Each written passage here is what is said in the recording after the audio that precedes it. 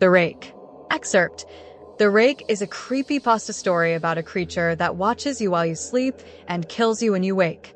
Nobody really knows if the creature exists, whether it is an urban legend or a ghost story. During the summer of 2003, events in the northeastern United States involving a strange, human-like creature sparked brief local media interest before an apparent blackout was enacted. Little or no information was left intact, as most online and written accounts of the creature were mysteriously destroyed. Witnesses told stories of their disturbing encounters with a creature of unknown origin. Emotions ranged from extreme fright and discomfort to an almost childlike sense of playfulness and curiosity. While their published versions are no longer on record, the memories remained powerful. Several of the people involved began looking for answers. By 2006, nearly 24 documents had been collected, dating from the 12th century to the present day and spanning 4 continents. In all cases, the stories were almost identical. What follows are brief excerpts from the documents. A suicide note, 1964. As I prepare to take my life, I feel it necessary to assuage any guilt or pain I have introduced through this act. It is not the fault of anyone other than him.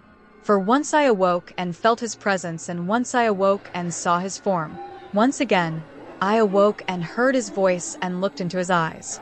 I cannot sleep without fear of what I might next awake to experience. I cannot ever wake. Goodbye. Found in the same wooden box were 2 empty envelopes addressed to William and Rose, and 1 loose personal letter with no envelope. Dearest Linny, I have prayed for you. He spoke your name. A journal entry translated from Spanish, 1880. I have experienced the greatest terror. I have experienced the greatest terror. I have experienced the greatest terror. I see his eyes when I close mine. They are hollow, black. They saw me and pierce me. His wet hand. I will not sleep. I hear his voice. A mariner's log, 1691. He came to me in my sleep. From the foot of my bed, I felt a sensation. He took everything. We must return to England. We shall not return here again at the request of the Rake. A witness statement, 2006. 3 years ago, I had just returned from a trip to Niagara Falls with my family for the 4th of July. We were all very exhausted after a long day of driving, so my husband and I put the kids to bed and called it a night. At about 4 a.m., I woke up thinking my husband had gotten up to use the restroom. I used the moment to steal back the sheets, only to wake him in the process. I apologized and told him I thought he got out of bed. When he turned to face me, he gasped and pulled his feet up from the end of the bed so quickly that his knee almost knocked me out of the bed.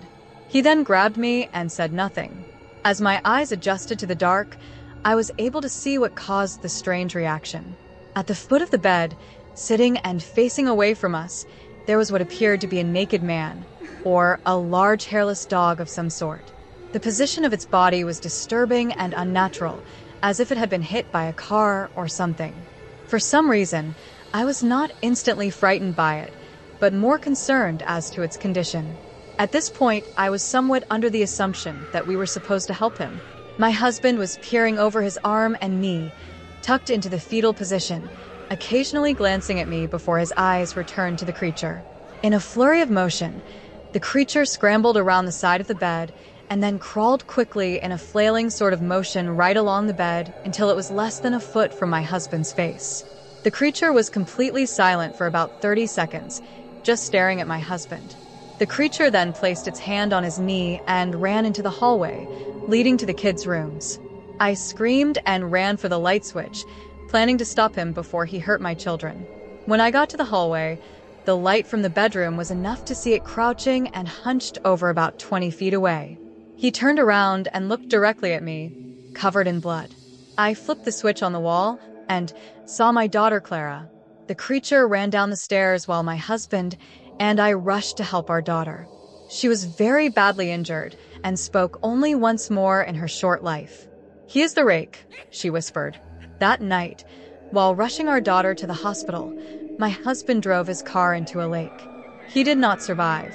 Being a small town, news got around pretty quickly. The police were helpful at first, and the local newspaper took a lot of interest as well. However, the story was never published and the local television news never followed up either. For several months, my son and I stayed in a hotel near my parents' house. After we decided to return home, I began looking for answers myself. I eventually located a man in the next town over who had a similar story. We got in contact and began talking about our experiences.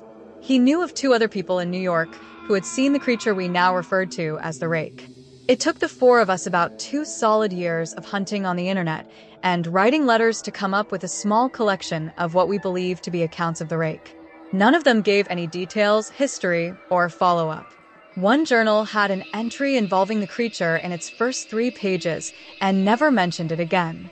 A ship's log explained nothing of the encounter, saying only that they were told to leave by the Rake. That was the last entry in the log. There were, however, many instances where the creature's visit was one of a series of visits with the same person. Multiple people also mentioned being spoken to, my daughter included. This led us to wonder if the Rake had visited any of us before our last encounter. Every night for 2 weeks, I set up a digital recorder near my bed and left it running all night. Each morning, when I woke up, I would scan through the sounds of me tossing and turning in my bed. By the end of the 2nd week, I going through the recording when I thought I heard something different. What I found was a shrill voice. It was the Rake. I can't listen to it long enough to even begin to transcribe it. I haven't let anyone listen to it yet. All I know is that I've heard it before, and I now believe that it spoke when it was sitting in front of my husband. I don't remember hearing anything at the time, but for some reason, the voice on the recorder immediately brings me back to that moment. The thoughts that must have gone through my daughter's head make me very upset. I have not seen the Rake since he ruined my life, but I know that he has been in my room while I slept. I know and fear that one night I'll wake up to see him staring at me.